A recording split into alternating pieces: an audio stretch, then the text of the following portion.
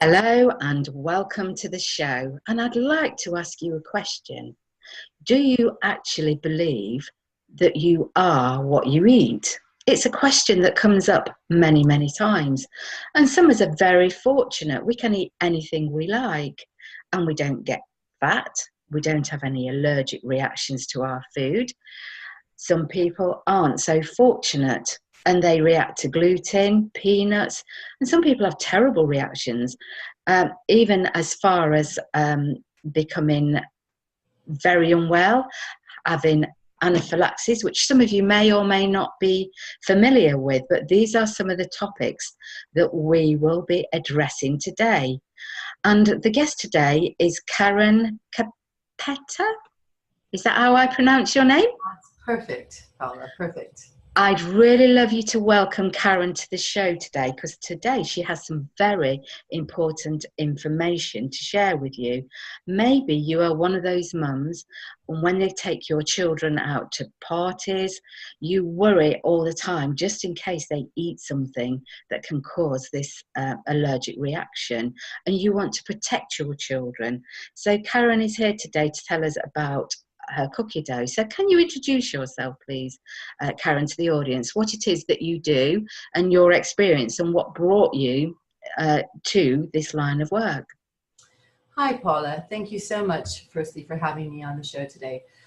Yes, my name is Karen Cappetta, and I created the first 14 allergen-free and vegan ready-made cookie dough company in the United Kingdom.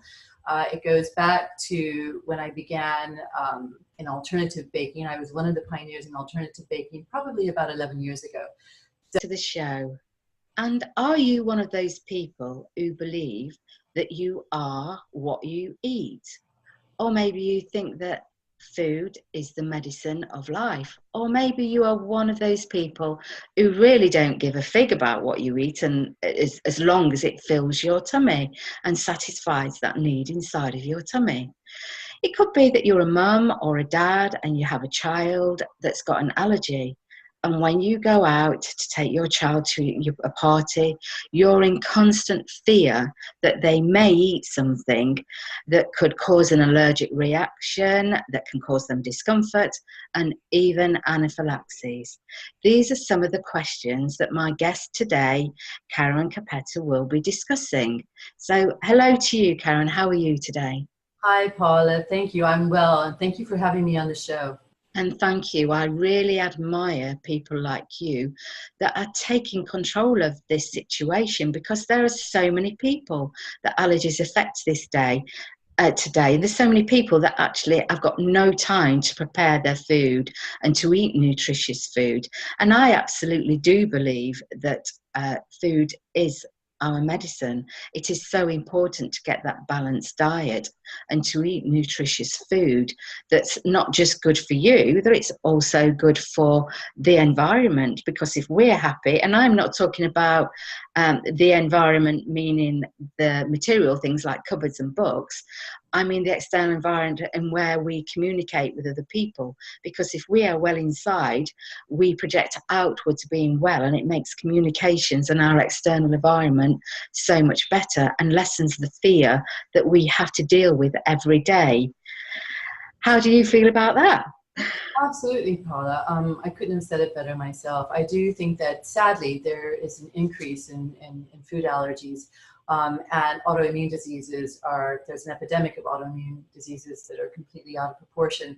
And all of these things, it does have a lot to do with our environment, with the foods that we eat, with the cross-contamination of crops. Obviously, the wheat that people consume today is not the wheat that our ancestors consumed thousands of years ago.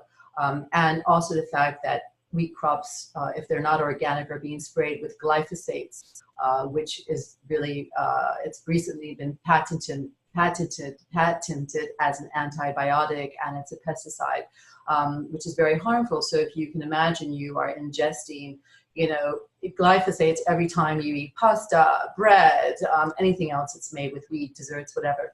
So that's why it's very important to be mindful of what you are eating and what's entering your body. And also the preparation is important, and to surround yourself, if possible, with loved ones, and to take that time to really value and cherish what it is that you're eating.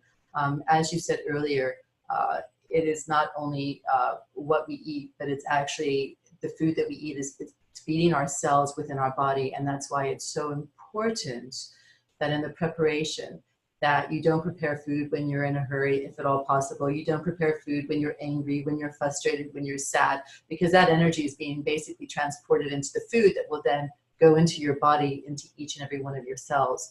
And it's very important to try to eat as nutritious food as possible. It really is. But what I wanted to ask you first, Karen, is that you have been in this field looking into food for many years now, haven't you? How many years is it? It's been about 11 years. I was one of the pioneers of alternative baking. So I was one of the first guys out there, a lot of trial and error, and began using alternative things rather than wheat and gluten, which actually bind the ingredients together. Not using eggs, not using dairy, and all these other things. And it basically began with a close friend's child who was diagnosed autistic. That's how I got on this path. And she began to ask me to bake for her child. And she was very progressive in her thinking, because at the time, doctors, not having known much about nutrition, just prescribed her drugs. But she began eliminating certain foods from her child's diet. And so I began, baking for her child, for her child's school, also, which schooled a lot of children who suffered from autism, and just with removing gluten, wheat, dairy, eggs, nuts, soya, and all the other possible food allergens. And it was quite successful. It was quite successful and really helped with the behavior of her child and a lot of the other children.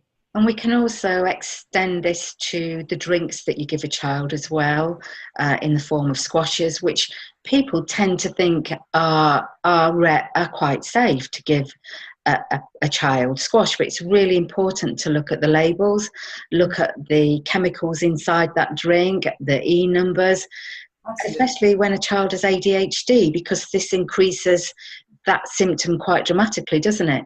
Absolutely. There's no question about it. Soda, all of these things that children are drinking, water, there's nothing better than water. It's the purest thing that you can possibly drink. And there's so many wonderful products on the market today that there's really not much of an excuse for giving this to a child. I mean, a child can even make lemonade if they have to, add a little bit of lemon and maybe a little bit of maple syrup, and there you go. They've got something sweet, but they don't have soda with all these chemicals and dyes and colors like that. I mean, it is really, I think people need to be much more mindful of what their children are eating. Absolutely. So you've probably got mums and dads listening right now, and they'll be saying, well, I've not got the time for all of this. I work all day, and when I go home, I've got to do all the chores. I've got to do the shopping. My husband works all day. We haven't got the time. We can't make nutritious food. And they will make a number of excuses. I've heard a lot of excuses in my time, but there isn't anything that you should put before the quality of food that you're giving your child. Because as you quite rightly state, food is the best medicine that we can take. Absolutely, and preventative. And the thing is, if you look at it like this, and it doesn't even have to be complicated meals that you make, they can be very simple meals. And I do absolutely support any kind of produce that you can purchase which is organic. But if you can't always afford organic, there are many other options, in the sense that any kind of vegetable that has a thick kind of skin doesn't need to be organic, because the pesticides aren't entering that particular vegetable. So you can have avocados that don't need to be organic. You can have lots of other vegetables that don't need to be organic as well. I think asparagus also don't need to be organic. So there are many types of vegetables that you can consume that don't need to be organic, and fruits as well. And also, if you have to buy something that is not organic because you can't afford organic, what you can do is mix a little bit of baking soda in the water and then just soak the vegetables in that, or a bit of apple cider vinegar, organic apple cider vinegar, to try to remove the pesticides that have been used on those particular vegetables or fruits. God, that's a really, really useful tip. I didn't know that myself. Yeah, so that's really helpful. So I know organic can be expensive. So that's why I say to those families who can't always afford organic, there are many options. There's a list of the Dirty Dozen online that you can find out about, and the vegetables absolutely, or fruits that you need to buy that need to be organic, but there are many that you can actually purchase that have thicker skins that are fine. That's amazing, thank you. One of the things that I observe working in the line of work that I do is that people really don't have time to prepare food at lunchtime, and they work late hours, so when they get home they won't prepare a meal. So I see person after person putting their microwave meal in the microwave, and I just look and I think, oh my gosh, do they realise that what they are eating is just satisfying a feeling in their tummy that they're hungry, because there's actually no nutritional value in that food whatsoever. And even if there was, once it's microwaved, that's zapped any nutritional value within that food. And this is normal, everyday practice for so many people around, well, particularly in the UK, but I would also say in America and many other countries as well, that it's a typical diet, daily diet for people. How can we help people like that? Well, I think you're right. And I think that's why we have so much disease today, is because people, I think that they're not prioritizing eating. They're prioritizing, looking up, their friends on Facebook, or texting, or doing other things, or sitting before a TV, or, whatever free time that they have, but they're not really prioritizing the food that goes into their body, and that means they're not really giving value to themselves. And I know, I can totally understand how difficult it is when you've been working the whole day, you're exhausted. I think in that case, what would be better would be, during the weekend, if you have a couple of hours at your disposal, to be able to create something nutritious that then you can freeze in different little containers, so that you can just take them out during the week when you don't have time. And again, as I said, it doesn't have to be something really complicated that you can make. It doesn't take much time to steam vegetables. It takes, minutes to steam vegetables. Just get one of those little steaming aluminum, racks, and put your vegetables on there, and just steam them. Or cut them up raw. I mean, raw is fantastic. So to make a salad, it doesn't take much time at all. So these are things, really, I think it's more about prioritizing what's valuable to you. And when you realize that good food prevents disease, then I think an inflammation, that it becomes important to you. Why wait until you are struck with disease, or substantial inflammation, until you start doing something? Try to use food as good food as a preventative, I believe. The majority of people really don't believe that anyway, but there is lots of validated research around now to suggest that that is absolutely true. And the media that you just touched on is really interesting, because they absolutely portray these terrible foods as being good. Yes. You'll see all these television adverts, and your children will get addicted to certain foods because they see it on the television. Adults also the same. They'll see something on the television and they'll go out and buy it in the belief that they're buying something that's nutritious. And often a lot of microwave foods, quick processed foods are advertised, and it's just accepted that they are okay to eat because it's been on the TV. Well, my best advice is, if you can't pronounce the ingredients, don't buy it. If it's not something that your grandma would have in her cupboard or her pantry, don't buy it. It's very simple. I mean, especially, I have to say, in the States, you go to buy something in the grocery store and it just has, like, I don't know, like 50 names. And you're like, oh my gosh, do any of these ingredients have anything to do with the product itself? And so it's a little bit, sometimes a bit frightening, but that's why I just believe, it's better to make things yourself, and you know where it's coming from, the origin, and just take accountability for your health. It's very important, and it doesn't have to be expensive. When I go to a local hospital, I am shocked when I see one of those vending machines full of candy, and I'm like, we're in a hospital. How is this possible? I'm not saying, they could have other sweet snacks that are healthier, but it's just all chocolate, it's candy, it's junk food. And I'm like, but you're supposed to be, promoting health, or at least, yes, certainly not celebrating these things that can cause problems. And again, let's get back to balance. I think balance is very important. I know even with my daughter, there's this thing where children go through a certain age and they have to go to McDonald's and they have to go to Burger King, and you're like, oh, it's just so painful to do that. But you can't, you have to allow them the space to say, okay, fine, you take them there. And then soonly after, and then you start to show them videos of how actually things are produced, and they come to their own conclusions. But that's why I believe in balance. I've always fed my daughter as healthily as possible. But yes, there were those occasional trips to McDonald's or Burger King or whatever, because she's a kid. And like all kids, I think when you take drastic actions, it makes these other types of food more enticing. So that's why I think it's important to have balance and to be basically an ambassador of what you preach, and just by having healthy food and by eating it yourself, you're showing to your children why it's important to do this and explaining to them why it's important. But I don't believe in this kind of strictness where you can't have this, and this, because it just creates more temptation, I think, to have that. And then you'll have a child growing up, binging on junk food when they get older because they were never allowed to have it in their home. So I think there has to be balance. Yes.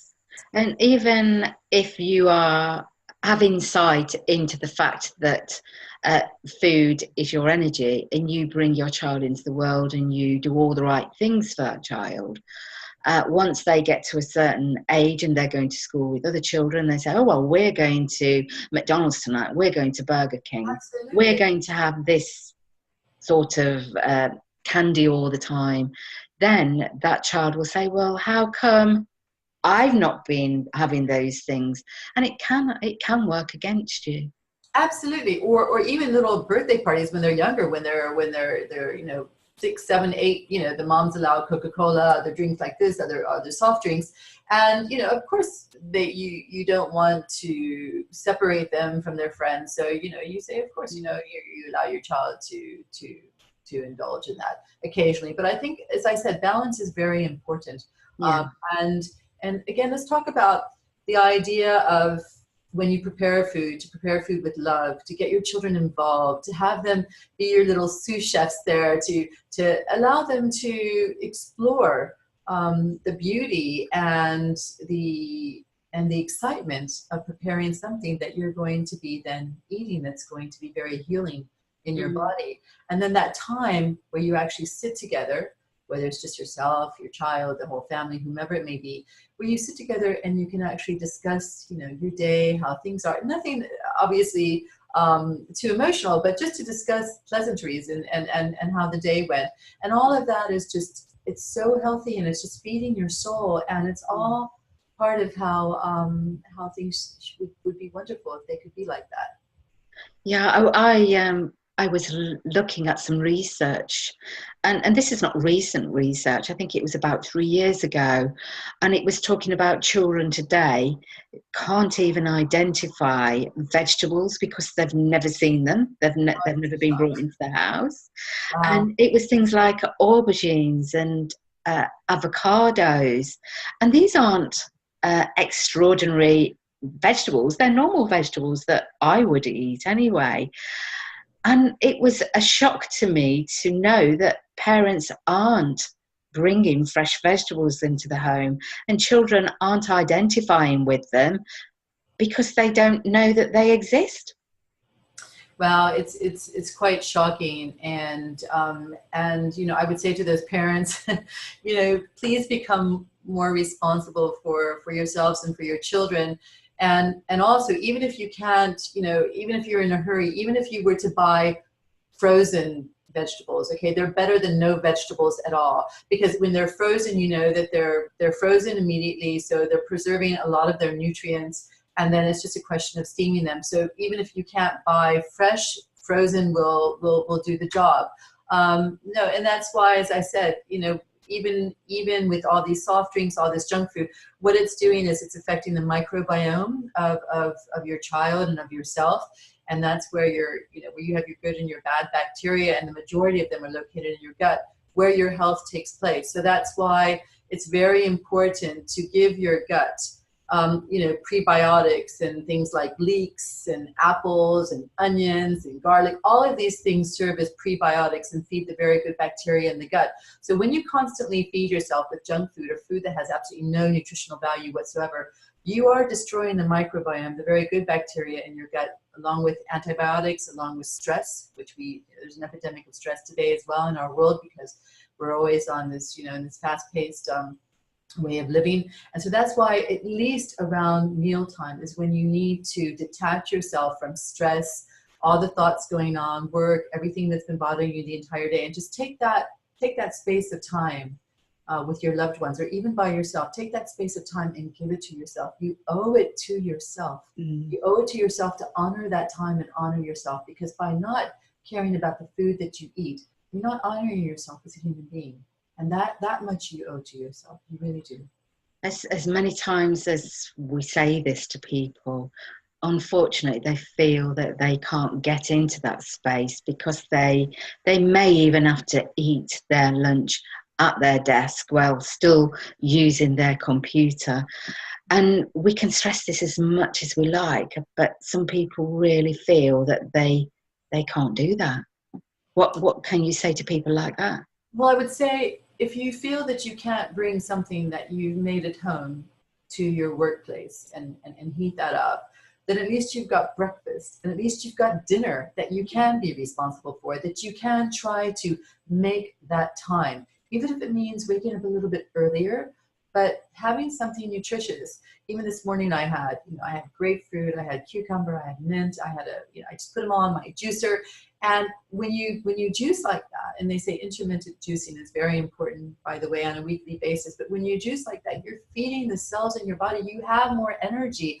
So when you skip breakfast and you rush out the door, or you just grab something sugary or whatever, or you don't really pay attention to what you eat, you don't have the energy. You just don't have it. So of course you're going to feel drained as you go throughout the day, and you don't have the nutrients and minerals or the vitamins that you need in your body. So even if it's a quick juice in the morning or whatever it may be, or or just a bowl of oats, that's fantastic. That will last you until your lunch. So at least there are 2 meals that you can try to focus on and donate more time to if you can't during lunchtime. And you can actually prepare those the night before if necessary, if you can't get up early. You can soak your oats overnight. You can soak them in any kind of alternative milk. You can soak them in in any kind of filtered water. You can soak them overnight with chia seeds. You can add a little bit of maple syrup. You can toast some nuts, add some freshly cut up apples. Amazing. So yes, you can make that overnight. You're absolutely right. And when we talk about gratitude in eating and the guts and the microbiomes, I just want to touch on serotonin, because up to 80% of your serotonin is made in the gut.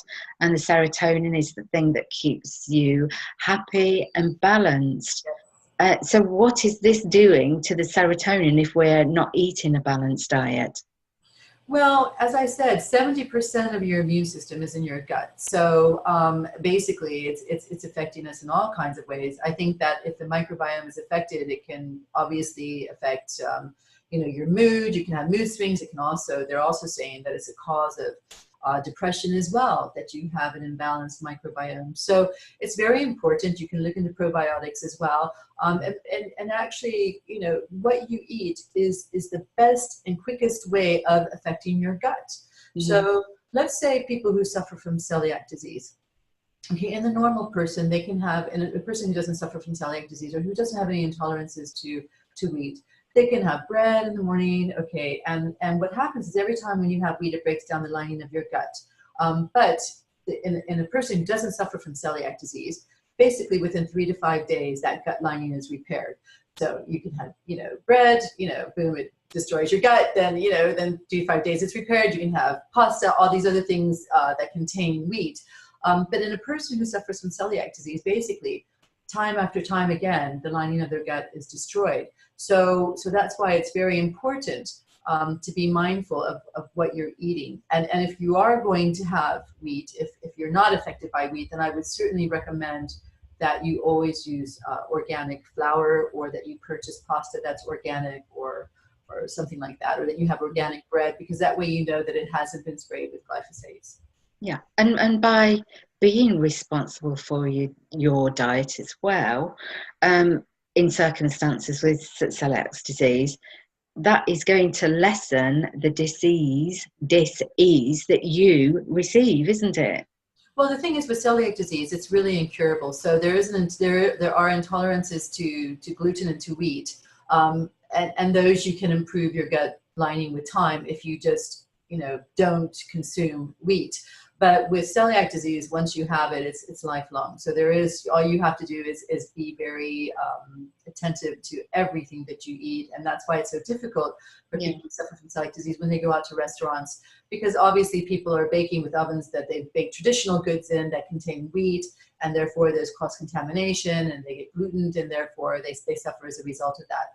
So what I do, the line of products that I've created, which is a 14 allergen-free and ready-made cookie dough that's also vegan certified, it is basically free of all 14 allergens of gluten, wheat, dairy, eggs, nuts, soya, amazing, all the rest. Because often in these factories, a lot of these allergens are used in other products, and then the factories aren't properly cleaned, so there's all kinds of cross-contamination. So that's why it's really difficult. There's a lot of confusion today about what you can and what you can't have. And when you suffer from a food allergy, you're basically taking your life into your own hands when you go into public places, as we've seen, tragically, when allergens aren't specifically listed or written, and people aren't notified of possible of allergens. So yes, it can be very risky. And what happens is your body, when you do suffer from food allergies, your body recognizes the protein in these foods as the enemy, and therefore the chemicals are released within your body that then follow with an allergic reaction, some less severe and some, as you said, anaphylactic attacks. Oh, death. Yeah, or death. Yeah, exactly. So it is very serious, and that's why I think it's also very important that we all have compassion.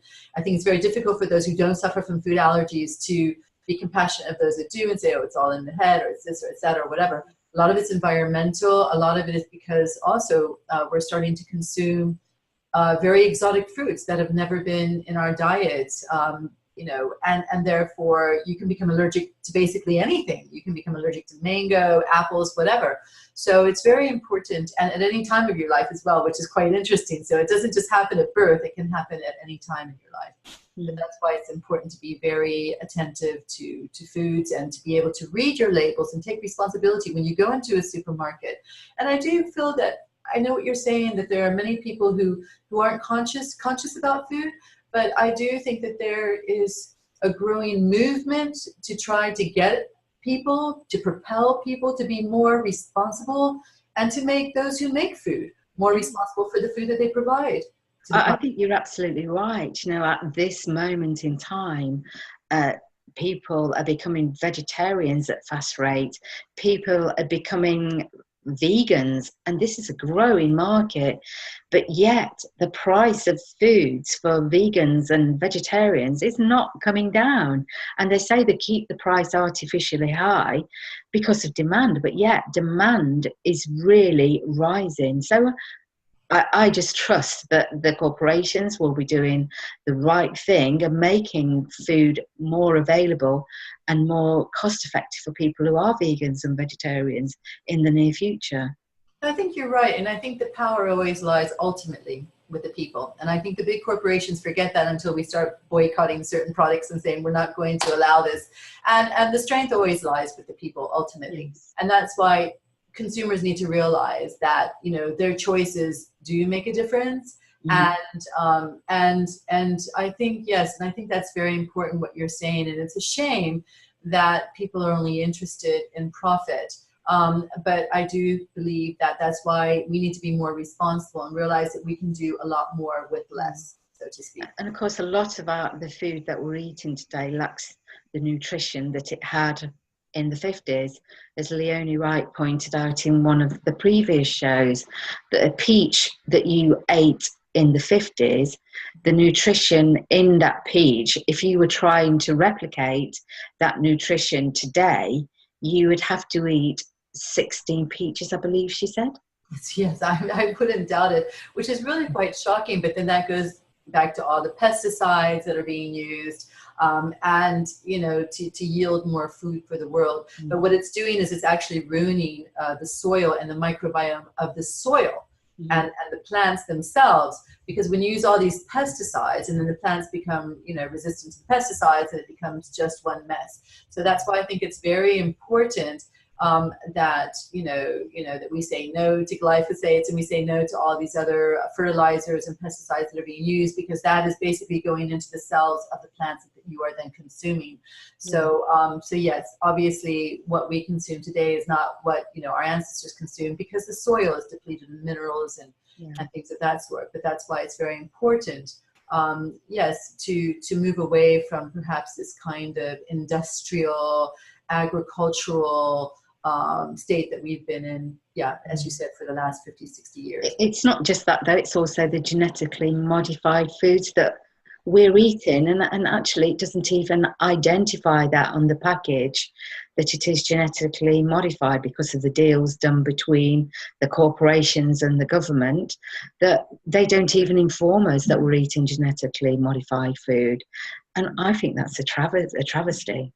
Well, it is a travesty, and that's why I would suggest, when you can purchase organic, to do that, and when you can't, to try to use your things to remove as many pesticides as possible. And again, if it's genetically modified, that is certainly a problem that is not being identified. I do believe that there is also calling that corporations do need to start putting on their labeling that it is GM, so that consumers are aware of that. I don't know when that will come into practice, when that will become policy, but I know that there are movements to try to get that into practice, which I think is important, because consumers have the right to know about what they're eating and what they're putting in their bodies. And some European countries have banned genetically modified foods. Absolutely. And England, Great Britain have not.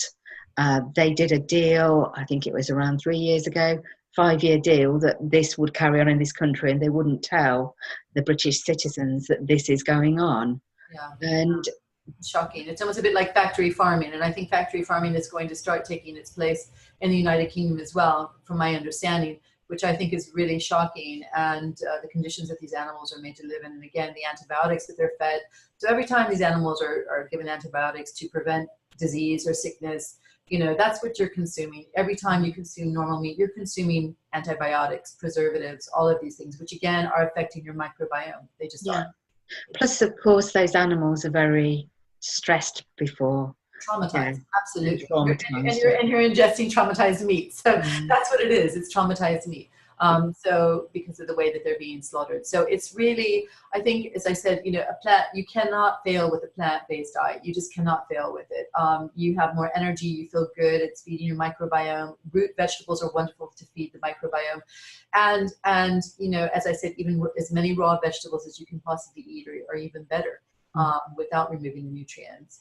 And when I put this argument over to people about slaughtering animals and the stress and the trauma that these animals have sustained before they're killed and they're eating them, well, people say, you're a vegetarian, you're killing vegetables. Yeah, I've heard that argument so many times. And yes, it's absolutely true. We are killing a vegetable. A vegetable, I believe, does have awareness. But where do you draw the line? Well, that's where the gratitude comes in, because you realize that every vegetable or every plant that you're consuming is basically being given to you to feed your cells and to feed your body. But if you look at the Native American Indians, right, who had a very rich history of herbalism and searching, incorporating herbs into their life for basically everything, they would always, when they would go foraging, they would always take like the top third of the plant and leave the rest, because they wanted to honor that and let it continue to grow. So yes, there's always going to be an argument about everything, but I think that the conditions, I think it's inexcusable and unacceptable, the conditions that they keep these animals in, and the way and the methods in which they're being slaughtered. And I mean, just to say that even in the States, my understanding is they can't even use pig excrement as compost because it's that toxic. You know, they're not even allowed to transport it. It's illegal to transport it from state to state. So it's really, I think that you know, they say when the student is ready, the teacher appears. Yeah. I don't think that you can force anything on anyone, but I think you can bring about awareness. And you know, I mean, I was never a big meat eater ever. I maybe consumed it once a week, if that.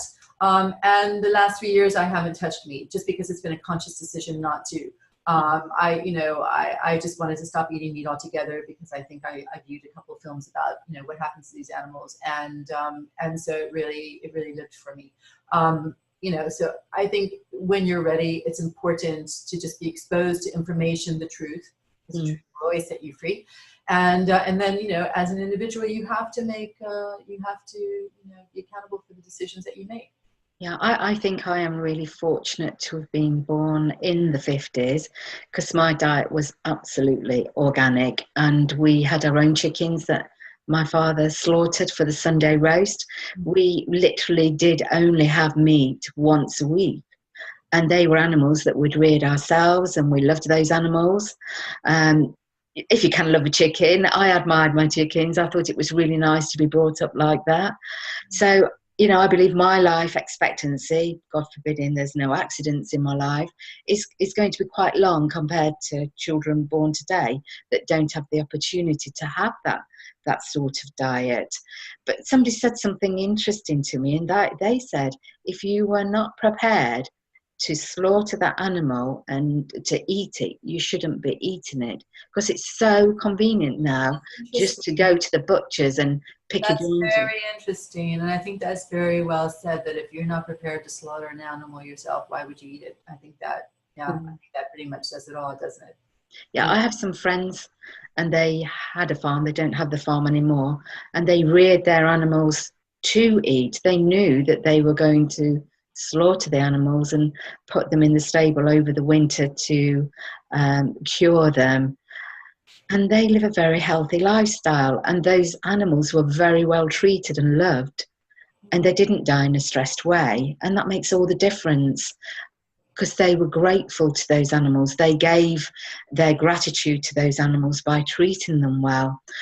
And today we don't have the opportunity to do that, to bless the food that we eat. The traditional version of us all sitting round a table, all the family together, saying grace before dinner, and eating as a family and discussing our days, is actually a thing of the past. How many people listening today do that? Well, the wonderful thing, though, is that you can draw a line in the sand and you can begin your life at any moment, any day. And you can say, even if you haven't been practicing that wonderful practice of gathering together and saying grace, because it's so important, you're saying thanks for the food that is going into your body. And this is just, it's everything. It really is, in terms of health, mental health, spiritual health, and physical health. But even if you've never practiced that, why not now? Why not say, you know what, that sounds like a good idea. Maybe that's something I'm going to actually, you know, create. I'm going to create that space to start doing that with my children. They might think it's a bit unusual since I've never done that before, but I'm going to create that space, and I'm going to start a new thing here. So the wonderful thing about life is that every day gives you a new, not only every day, every hour, every moment, you can change your mind. You can make another decision. You can, you know, you can have another experience. You can create a new life at every moment. You have that power within you to do that. So if you've never done it before, and if you've had really unhealthy eating habits, you can start a new path. Yeah, and something that could really excite mums and dads is, why not start your vegetable patch and get your children involved in growing vegetables? Get the greenhouse, or even rent an allotment and get your children involved in this. And kids need to play in dirt. Yeah. I feel that also our world has become so sterile that has also added to a lot of our disease, because Kids don't play in dirt anymore. We have wipes for everything. You know, moms are constantly wiping their kids with these antibacterial wipes. Mhm. So I'm like, but they're killing the good bacteria. And let's get to another story, if you don't mind, Paula, because Yes. what I find is that people also, not only the food you eat, but it's what you put on your body. People are so lacking in awareness about the fact that all the perfumes that they're using, all the shower gels that they're using, all the moisturizers that you're using that contain all the parabens and all the chemicals and all the colors and all the fragrances are also killing their microbiome, and they're destroying their own bacteria. They are. So by continually washing yourself with these products, which are toxic, you are destroying your own healthy bacteria in your body. Why would you do that? Absolutely. There's But so there, many natural products on the market that are organic. Just go, you know, and you don't have to, you can even make them yourself. You can get organic, you know, coconut oil and add it, you know, add some essential oils to it and use that as a moisturizer. Mhm. No, Yeah, you know what I'm saying? It's like shocking to me what people are putting on and in their body, and that's destroying all of the good bacteria that they need to strengthen their immune system and to fight disease. yeah, and obviously people aren't aware of this, and doing shows like this is increasing that awareness. That's why I'm so grateful to have the opportunity to bring people like you onto the show to make people aware, and then the choices are up to them. Yeah, I was made aware of this many years ago, so I changed all of my products, and I won't make the brand, say the brand, but I use products now that's in line with nature, with nothing in them. And yes, their shelf life may be shorter because they don't have the parabens in them. But that paraben is not going then into the water supply, and it's impossible to get rid of it. Much like estrogen from women taking the pill when they pee into the water supply. These are things that are not taken out of your water, and you are recycling this water and drinking this water with the parabens in and with the estrogen, which is causing extraordinary Hormonal imbalances. yes, sorry, thank you for filling me in there.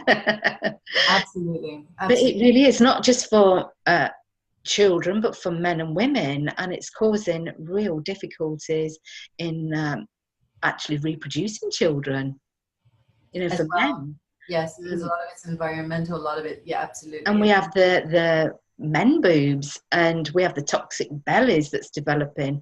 I look around, and even with really quite fit people, I still see that they have the toxic bellies because that's where the toxins go. Absolutely, absolutely. And also, when you are living a very stressful life, right, it produces that cortisol, excess cortisol, Yeah. also is responsible for that excess fat around your midriff as well. Which is the most dangerous place to have it, of course. Absolutely. No, you're absolutely right. Because it stops the function of the organs. Mm-hmm. So it's all of these things are very important, even how much you sleep, although sometimes I'm a little bit nocturnal, guilty of that myself, but it's important to try to create a routine that actually values who you are as a human being. And I know it's difficult in the times that we live in. It seems that the responsibilities that we have are constantly being multiplied on a day-to-day basis. But it's important for you to say, you know what, there's 24 hours in a day. You take 1-2 hours for yourself. That's okay. It's not gonna break the camel's back. It's fine. And that's why it's very important to value yourself. So you have a wonderful quote that you really believe in. What is that quote?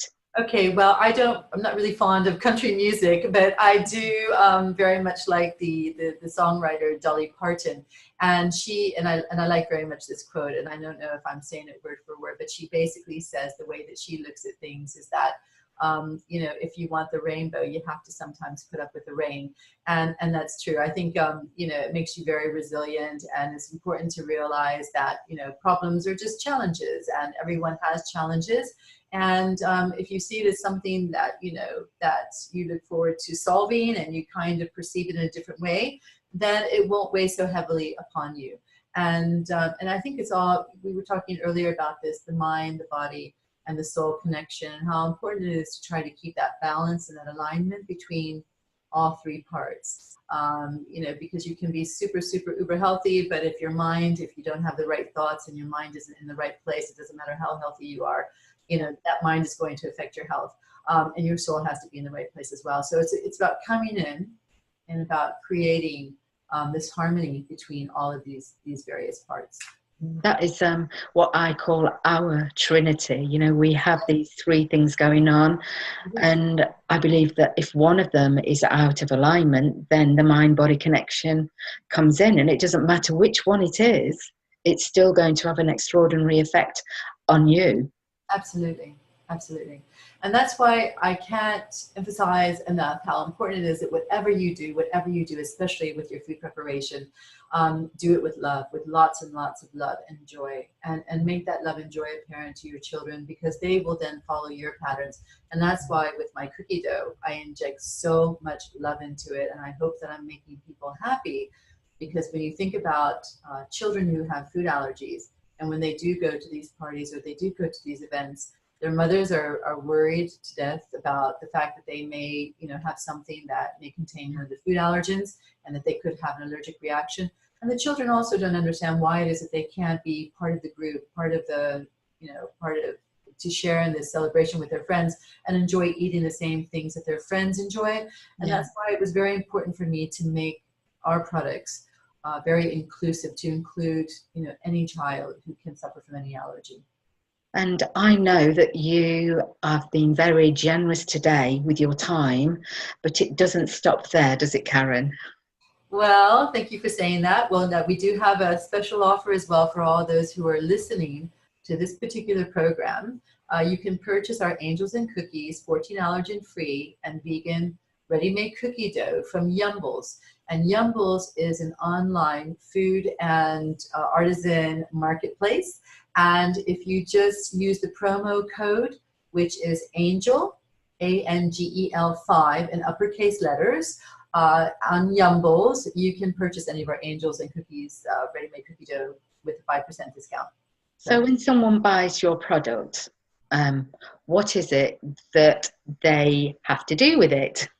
Well, basically, it couldn't be more simple. There's nothing to add to our ready-made cookie dough. We have it in 4 flavors. We have fantastic fudge, chunky chocolate chip, berry vanilla, and ginger and spice. They're great. It's great for rolling and cookie cutting, or you can just take your chunky your chunky chip cookie dough and just take it by the scoop, just pat it, lightly flatten it, pop it on a baking tray into the oven 180 for 10 minutes, depending on your oven, and you've got homemade cookies like the ones that Mom used to make, with no nasties, no preservatives, no additives, only good things and lots of love. So you don't have to add anything. So it's great for moms who are on the run, who are very, very busy, who don't have time. It's great for moms who don't really enjoy baking, but they can still indulge and share in a mess-free, fun experience of creating memories with their children. For play dates, you can make them ahead of time for your children's play dates when they go to other children's homes who don't have food allergies. And it's also for anyone who just loves cookies. So, you know, it produces a very moist, soft and chewy texture, our cookie dough. So it's great for anyone who loves cookies and for all of those who suffer from any of the food allergies. And this is not just a one-off offer. They can buy the product twice with the 5% off, can they? Absolutely, as long as they buy it on Yumbles. So this is exclusive to Yumbles, which is www.yumbles.com. And also, I also do cooking and baking classes, alternative cooking and baking classes for those who suffer from, again, food allergies or dietary restrictions. So if anybody's interested in that, they can reach me on my email, which is karen@angelsandcookies.co.uk, and they can, you know, we can do something bespoke for them as well. And in the future, are you thinking of extending your range to other products, or? Absolutely. I mean, there's so many wonderful things already that we can do with the cookie dough itself. We can make pie crusts, we can make brownies, we can do a lot of different things with the cookie dough. But yes, I am definitely very excited about producing other products. In fact, I'm in the process of producing new products as we speak. And to extend and expand the range of what we already have, that it will be 14 allergen-free and vegan certified products. Amazing. I'm just so grateful to have met you, Karen. You've been an absolute inspiration to me. It's been a pleasure to have you on the show, and I would urge anybody listening, and it's not even about children with allergies. This is just about being more responsible for your own health. Absolutely. To get in touch with Karen. The cooking lessons sound phenomenal.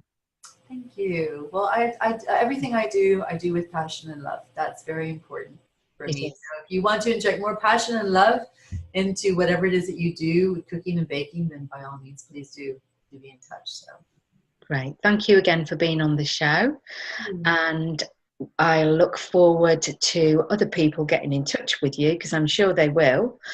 And I am going to sign off and say goodbye from Paula, and blessings. Thank you.